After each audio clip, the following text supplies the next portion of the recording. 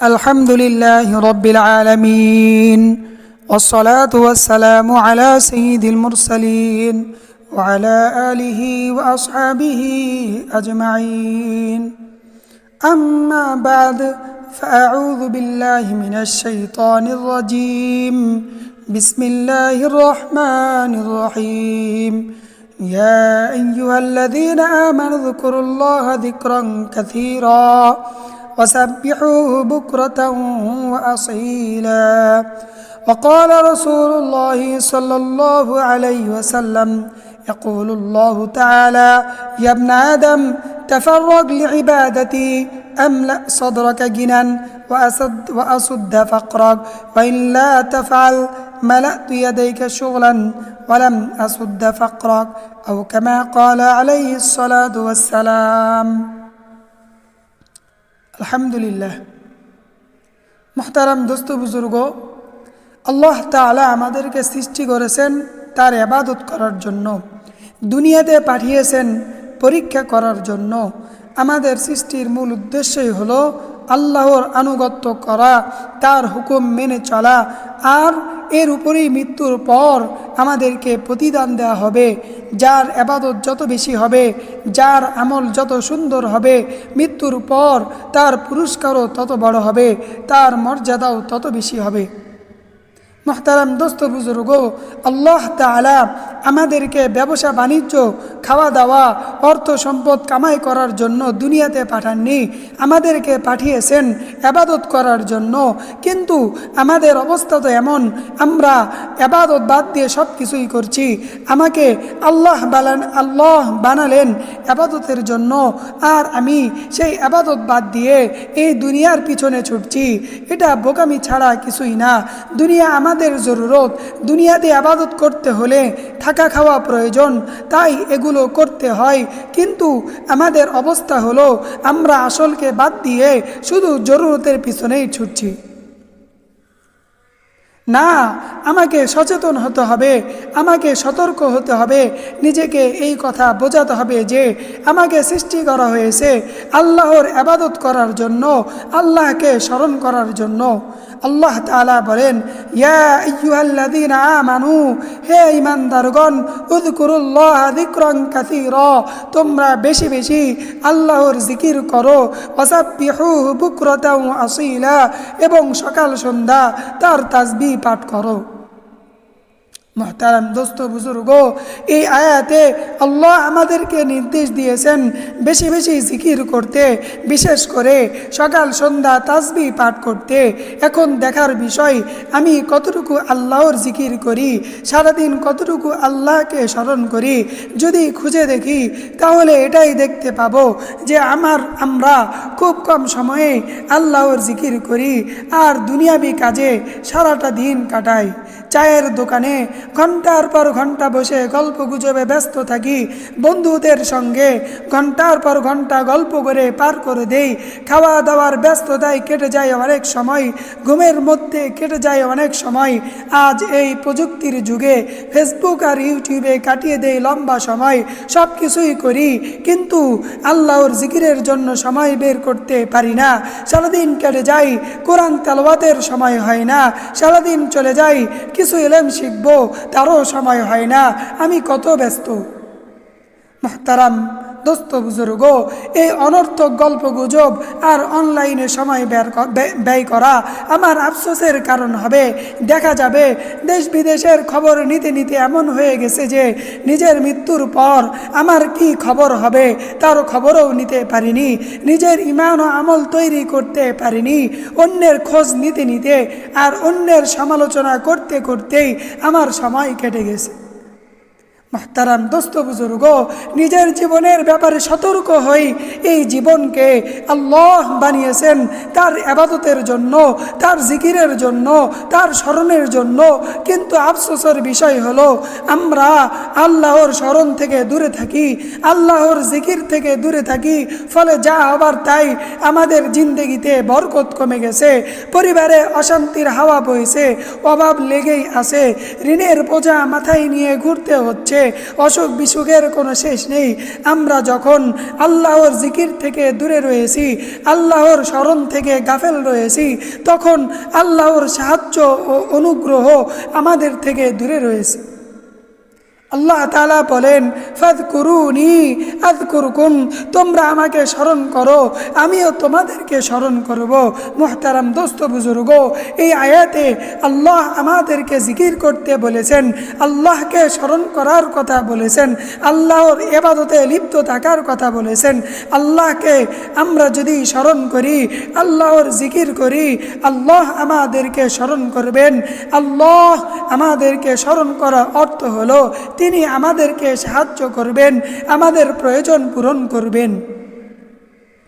মুহতারাম দোস্ত বুজুর্গ, আমরা আল্লাহর স্মরণ ছেড়ে দিয়েছি, আল্লাহর জিকির ছেড়ে দিয়েছি, সারাদিন কেটে যাই, আল্লাহকে ডাকি না, মহব্বতের সঙ্গে বিনয়ের সঙ্গে তার জিকির করি না, তার ইবাদত বন্দেগী করি না। ফলে আল্লাহর সাহায্য আমাদের জন্য আসে না, আমাদের সমস্যা দূর হয় না, বরং সমস্যা লেগেই থাকে। মুহতারাম দোস্ত বুজুর্গ, আমরা যদি আল্লাহর ইবাদতের জন্য অবসর হই, নিজেকে ব্যস্ততা থেকে মুক্ত করি এবং আল্লাহর ইবাদতে নিজেকে নিয়োজিত করি, আল্লাহ আমাদের জীবনের কাজগুলো গুছিয়ে দেবেন, আমাদের জীবনের অভাবও দূর করে দিবেন। তিরমিজির এক হাদিসে এসেছে, হুজুর সাল্লাল্লাহু আলাইহি সাল্লাম বলেন, আল্লাহ তাআলা ইরশাদ করেন, ইয়া ইবনা আদম, হে আদম সন্তান, তাফাররাগ লিইবাদাতি, আমার ইবাদতের জন্য অগ্রসর হও, তাফাররাগ লিইবাদাতি, আমার ইবাদতের জন্য অবসর হও। আমলা সদরকা গিনান, আমি তোমার অন্তরকে ধনাঢ্যতায় ভরে দিব। আমলা সদরকা গিনান, আমি তোমার অন্তরকে ধনাঢ্যতায় ভরে দিব। ওয়া সুদ্দা ফাকরক, এবং তোমার অভাব দূর করে দিব। ওয়াইল্লা তাফআল, আর যদি না করো, মালা তুই ইয়াদাইকা শুগলান, আমি তোমার উভয় হাতকে কর্মব্যস্ততায় ভরে দিব। ওয়ালাম আসুদ্দা ফাকরক, এবং তোমার অভাবও দূর করব না। মুহতারাম দোস্ত বুজুর্গ, এটাই হলো বাস্তবতা। আমরা সারাদিন সবই কাজ করি, খাওয়া দাওয়া, ঘুম, ব্যবসা বাণিজ্য, চাকরি বাকরি সব কিছুই হয়, কিন্তু হয় না একটাই, তা হলো আল্লাহর ইবাদত। অথচ আমাদেরকে ইবাদতের জন্যই বানানো হয়েছে। আমরা যখন নিজেকে ব্যস্ততা থেকে মুক্ত করতে পারিনি, আল্লাহর ইবাদতের জন্য অবসর হতে পারিনি, আল্লাহর ইবাদতের জন্য নিজেকে ব্যস্ততা থেকে মুক্ত করতে পারিনি, দুনিয়ার ধান্দায় সারাদিন কাটিয়ে দিচ্ছি, তখন আমাদের জিন্দগিটাও অশান্তিতে ভরে গেছে, পেরেশানির শেষ নেই। আর এত আয় উপার্জনের পরও অভাব দূর হচ্ছে না, হবেই বা কী করে? আল্লাহ তো স্বয়ং বলেছেন, আমার ইবাদতের জন্য নিজেকে ঝামেলা মুক্ত করো, আমি তোমার অন্তর ধনী বানিয়ে দেব, তোমার অভাব দূর করে দিব। আমরা আল্লাহর ইবাদত ছেড়ে দিয়েছি, কাজের কারণে নামাজ নষ্ট করি, কাজের কারণে তেলাওয়াত জিকির থেকে দূরে থাকি, ফলে যে লাখ টাকা মাসে ইনকাম করে তারও অভাব পুরায় না, তার অন্তরেও সুখ নেই। মুহতারাম দোস্ত বুজুর্গ, আমরা আল্লাহর ইবাদতে মশগুল হই, গুরুত্বের সাথে আল্লাহর হুকুমগুলো পূরণ করতে থাকি, আল্লাহ জিন্দেগিতে সুখ দিবেন, আমার জীবনের কাজগুলো গুছিয়ে দেবেন। মুহতারাম দোস্ত বুজুর্গ, একদিন এই ক্ষণস্থায়ী দুনিয়া ছেড়ে আমাকে চলে যেতে হবে, আমার সঙ্গে কিছুই যাবে না, আমার বাড়ি ঘর জমি জমা ধন সম্পদ সব কিছুই পড়ে থাকবে। মৃত্যুর পর আমার বংশমর্যাদাও কোনো কাজে আসবে না, শুধু কাজে আসবে আমার আমল।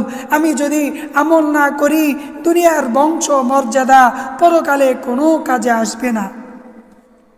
মুসলিম শরীফের এক হাদিসে এসেছে, হুজুর সাল্লাল্লাহু আলাইহি সাল্লাম বলেন, মান বাত্তা বিহি আমালুহু লাম ইউসরি বিহি নাসাবুহু, মান বাত্তা বিহি আমালুহু লাম ইউসরি বিহি নাসাবুহু, যার আমল তাকে পিছিয়ে দেবে, যার আমল তাকে পিছিয়ে দেবে, তার বংশ তাকে এগিয়ে নিতে পারবে না। যার আমল তাকে পিছিয়ে দেবে, তার বংশ মর্যাদা তাকে এগিয়ে নিতে পারবে পারবে না। মুহতারাম দোস্ত বুজুর্গ, দুনিয়াতে আমি চেয়ারম্যান হই, মেম্বার হই, ইঞ্জিনিয়ার হই, জমিদার হই, চৌধুরী হই, আর শাহ পরিবারের থেকে হই না কেন, আমার যদি আমল না থাকে, অন্যদের চেয়ে আমি যদি বেশি আমল না করি, তো কিয়ামতের দিন এই বংশ মর্যাদা, এই পদবি, আমি এই পদবীর দ্বারা আমি অন্যদের চেয়ে মর্যাদায় অগ্রসর হতে পারবো না। এজন্য দুনিয়াতে সব বংশ মর্যাদা আর পদবীর উপর কোনো গর্ব করে লাভ নেই, কারণ এই সকল কিছু কিয়ামতের দিন আমার কোনো কাজে আসবে না। মুহতারাম দোস্ত বুজুর্গ, আল্লাহ যাকে চান তাকে জমিদার বানান, যাকে চান তাকে শাহ বানান, যাকে চান তাকে চৌধুরী বানান, যাকে চান চেয়ারম্যান বানান, যাকে চান মেম্বার বানান। কাউকে 100 বিঘা জমি দেন, কাউকে 50 বিঘা জমি দেন, কাউকে 5 বিঘা জমি দেন, কাউকে আবার কিছুই দেন না, কাউকে কোটিপতি করেন, কাউকে ফকির করেন। আবার আল্লাহ তাআলা কাউকে ধল বানান, কাউকে কালো বানান, কাউকে স্বাস্থ্যবান বানান, কাউকে রোগা করেন, কাউকে লম্বা করেন, কাউকে খাটো করেন। এই সব কিছুতে আল্লাহ, এই সব কিছু আল্লাহর দান, এগুলো আল্লাহই করেন, এগুলোতে বান্দার কোনো হাত নেই। এজন্য ভাই, আল্লাহ তাআলা বান্দার চেহারা, ধন সম্পদ, পদবি কোনো কিছুই দেখেন না, তিনি দেখেন বান্দার অন্তর এবং আমল। মুসলিমের এক হাদিসের মধ্যে এসেছে, হুজুর সাল্লাল্লাহু আলাইহি সাল্লাম বলেন, ইন্নাল্লাহা লা ইয়ানজুরু ইলা সুওয়ারিকুম ওয়া আমওয়ালিকুম, ইন্নাল্লাহ লা ইয়ানজুরু ইলা সুওয়ারিকুম ওয়া আমওয়ালিকুম। আল্লাহ তাআলা তোমাদের চেহারা এবং ধন সম্পদ দেখেন না। ইন্নাল্লাহা লা ইয়ানজুরু ইলা সুওয়ারিকুম ওয়া আমওয়ালিকুম, আল্লাহ তাআলা তোমাদের চেহারা এবং সম্পদ দেখেন না। ওয়ালাকিন ইয়ানজুরু ইলা কুলুবিকুম ওয়া আমালিকুম, কিন্তু তিনি দেখেন তোমাদের অন্তর এবং আমল সমূহ। তিনি দেখেন তোমাদের অন্তর এবং আমল সমূহ। মুহতারাম দোস্ত বুজুর্গ, এজন্য চেহারা, সুরত, ধন সম্পদ নিয়ে গর্বের কোনো কিছুই নেই, এগুলো আল্লাহর দান। আমার আমল যদি সুন্দর হয়, আমার অন্তর যদি বিশুদ্ধ হয়, আমার অন্তরে যদি আল্লাহর ভালোবাসা থাকে, আমি যদি আল্লাহর হুকুম মতো জীবন পরিচালনা করি, তাহলেই আমি সফল কাম হতে পারবো, অন্যথায় আমি ব্যর্থ হব। মুহতারাম দোস্ত বুজুর্গ, আল্লাহ তাআলা আমাদেরকে সৃষ্টি করে দুনিয়াতে পাঠিয়েছেন। কিছুকাল এই দুনিয়াতে থেকে আবার আমি আল্লাহর কাছে চলে যাব। হাসরের মাঠে আল্লাহর সামনে দাঁড়াতে হবে। যারা আল্লাহর সাথে সাক্ষাতের আশা রাখে, আল্লাহ তাআলা তাদেরকে নেক আমল করতে বলেছেন। যারা নেক আমল করবে, আল্লাহ তাআলা তাদেরকে জান্নাত দেবেন। জান্নাতে আল্লাহ তাআলা বান্দার সাথে সাক্ষাৎ করবেন। পক্ষান্তরে যারা দুনিয়াতে নেক আমল করবে না, গুনাহ করে করে জীবন কাটিয়ে দেবে, আল্লাহ তাআলা তাদের সাথে দেখা করবেন না, তাদের প্রতি তিনি অত্যন্ত অসন্তুষ্ট হবেন, তাদের ঠিকানা হবে জাহান্নাম। আল্লাহ তাআলা বলেন, ফামান কানা ইয়ারজু লিকা রাব্বিহি, ফামান কানা ইয়ারজু লিকা রাব্বিহি, সুতরাং যে তার রবের সাথে সাক্ষাতের আশা রাখে, ফামান কানা ইয়ারজু লিকা রাব্বিহি, সুতরাং যে তার রবের সাথে সাক্ষাতের আশা রাখে, ফালইয়ামাল আমালান সালিহা, সে যেন নেক আমল করে, ফালইয়ামাল আমালান সালিহা, সে যেন নেক আমল করে, ওয়ালা ইউশরিক বিইবাদাতি রাব্বি আহাদা, এবং তার রবের ইবাদতে অন্য কাউকে শরীক না করে। মুহতারাম দোস্ত বুজুর্গ, আমরা যারা এই আশা রাখি যে মৃত্যুর পর আল্লাহর সঙ্গে আমি সাক্ষাৎ করব, আল্লাহর দর্শন লাভ করব, আমাদের উপর আবশ্যক হলো আল্লাহর ইবাদত করা, এবং এই ইবাদত হবে একমাত্র আল্লাহর জন্য। মানুষ দেখানো ইবাদত করলে আল্লাহ কবুল করবেন না। তাই ইবাদত করার সময় সতর্ক থাকব, আমার ইবাদত যেন কাউকে দেখানোর উদ্দেশ্যে না হয়। আল্লাহ তাআলা আমাদের সবাইকে নেক আমল করার তৌফিক দান করুন, আমিন।